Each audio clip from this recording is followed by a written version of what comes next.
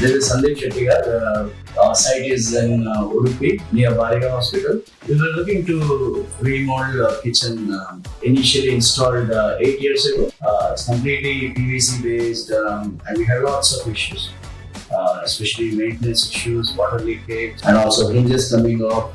And over 8 years with decent usage, the wear and tear was quite high. And our criteria was pretty straightforward. We wanted something which is stainless steel based, as we heard a lot of feedback that it is more sustainable for a long period of time, less maintenance and so on. We got someone locally who is a franchisor of Tusker. So design now decision ಮಾಡುವಾಗ it went very well because he understood our requirement.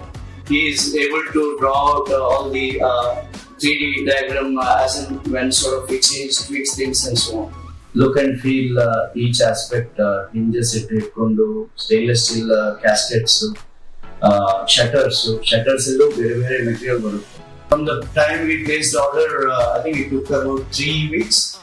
What they do is they send their staff to the site from Bangalore itself. After installing this and using this for over a month, I think I would say when family members comes into the kitchen, they are most happy.